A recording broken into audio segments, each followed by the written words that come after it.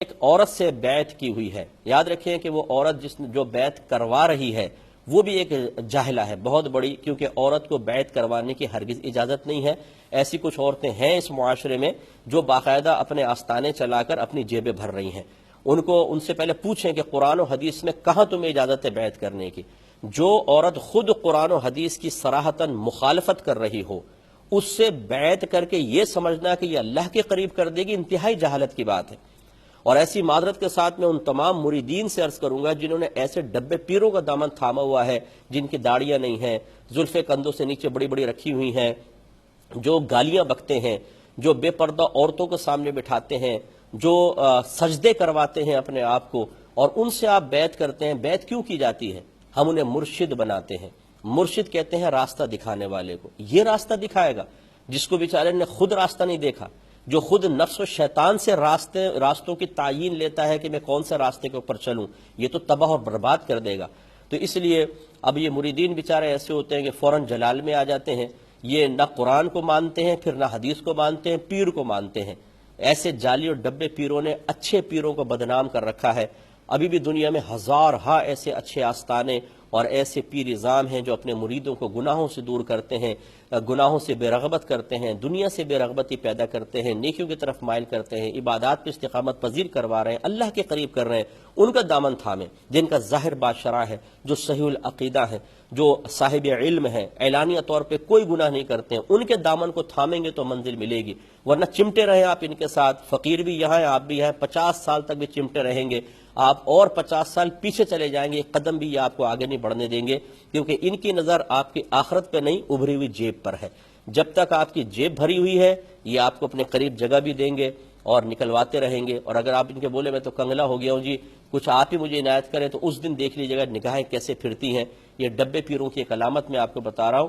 تو اس عورتوں کو تو بالکل اجازت نہیں ہے، تو اس قسم کی عورتوں سے اپنا دامن فوراً چھڑائیں، اور ہرگز کوئی بھی عورت اس قسم کی عورتوں سے جو اعلانیہ طور پہ قرآن و حدیث اور علماء اور فقہا کی مخالفت کر رہی ہوں، ان سے تعلق رکھنا شرعاً بالکل ناجائز اور گناہ ہوتا ہے۔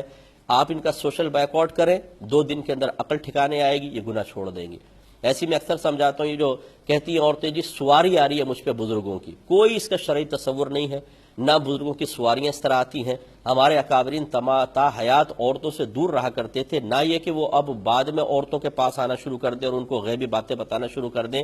یہ عورتوں کے بعض اوقات تو ڈھکوسلے ہوتے ہیں، یا کبھی ایسا ہوتا ہے کہ جنات جو ہیں وہ اس طریقے سے وسوسہ ڈال کر کسی عورت کو کہتے ہیں کہ میں فلاں داتا صاحب ہوں، میں غوث ہوں، اور تمہیں میں مستقبل کی باتیں بتاؤں گا۔ سامنے والا جاہل اعظم ہوتا ہے، نہ کبھی نفس سے لڑا، نہ کبھی شیطان کی معرفت حاصل کی، نہ ان کی چال بازیاں سمجھ میں آتی ہیں، قلب پہ آنے والی وارداتوں اور دعوتوں کی کوئی شناخت نہیں ہوتی ہے، اللہ تعالیٰ کی طرف سے ہے، نفس کی طرف سے ہے، شیطان کی طرف سے ہے، طبیعت کا تقاضا ہے، ان میں باہم فرق کرنے کی تمیز نہیں ہوتی ہے، اور یہ نہ غیبتیں، چغلیاں اور شوہر کی نافرمانی، بچوں کی تربیت پہ توجہ نہیں، نمازیں نہیں، ان کو خود سوچنا چاہیے آپ کس عجب و خود پسندی میں مبتلا ہیں کہ آپ جیسی خاتون پر کے پاس داتا صاحب تشریف لائیں گے، بزرگ آئیں گے، کس وجہ سے آئیں گے؟ آپ میں سے کون سے اوصاف ہیں کہ وہ آ کے آپ کو بتانے لگ جائے؟ کون سا آپ رابعہ بصریہ بن گئی 15ویں صدی ہجری کی؟